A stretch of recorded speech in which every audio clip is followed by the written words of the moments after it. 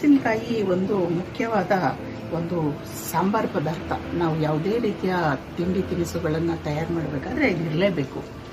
ಹಾಗಾಗಿ ನೋಡಿ, ಮೆಣಸಿನಕಾಯಿನ ನಾವು ಮನೆಯಲ್ಲೇ ಬೆಳೆಸ್ಕೋಬಹುದು.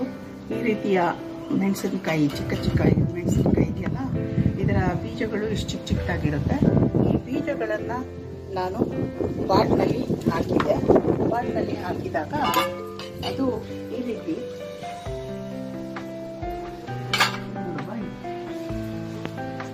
ಪಾಟ್ನಲ್ಲಿ ಹಾಕಿದಾಗ ಅದು ಮೊಳಕೆ ಒಡೆದು ಚಿಕ್ಕ ಚಿಕ್ಕ ಸಸಿಗಳಾಗಿ ಈ ರೀತಿ 15-20 ಒಂದು ತಿಂಗಳೊಳಗೆ, ಇದು ಒಂದು ತಿಂಗಳ ಗಿಡ, ಇಷ್ಟು ದೊಡ್ಡ ಅಂದರೆ ಪುಟ್ಟ ಪುಟ್ಟ ಸಸಿಗಳಾಗಿ ಬೆಳೆಯುತ್ತವೆ.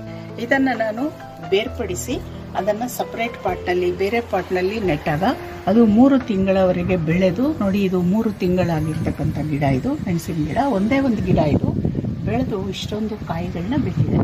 ಈಗ ನಾನು ಎಷ್ಟು ಕಾಯಿ ಬಿಟ್ಟಿದೆ ಅಂತ ಹಾರ್ವೆಸ್ಟ್ ಮಾಡ್ತೀನಿ. ನೋಡಿ, ಕೆಲವು ಕಾಯಿ ಗಿಡದಲ್ಲಿ ಹಣ್ಣುಗಳಾಗಿದೆ, ಕೆಲವು ಹಾಗೆ ಹಸಿರಾಗಿದೆ. ಅದನ್ನು ತೆಗಿತೀನಿ ಇವಾಗ.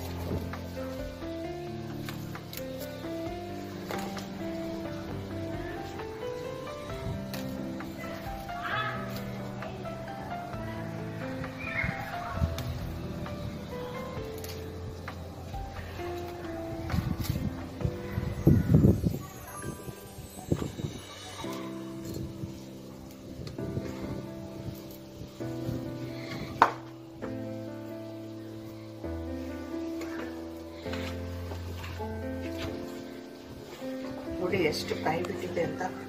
ಸುಮಾರು ಒಂದು 30-40 ಕಾಯಿಗಳಷ್ಟು ಬಿಟ್ಟಿದೆ. ಕೆಲವು ಗಿಡದಲ್ಲೇ ಹಣ್ಣುಗಳಾಗಿದೆ, ಇನ್ನು ಕೆಲವು ಹಸಿರಾಗಿದೆ.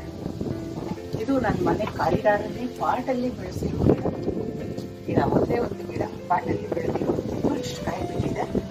ನಮಗೆ ಪ್ರತಿನಿತ್ಯ ಚಟ್ನಿಗೆ, ಅಡಿಗೆಗೆ, ಪಲ್ಯಗಳಿಗೆ ಬೇಕಾದ ಹಸಿರು ಮೆಣಸಿನಕಾಯಿಯನ್ನು ಈ ರೀತಿ ಮನೆಯಲ್ಲೇ ಬೆಳೆಸ್ಕೊಳ್ಬೋದು.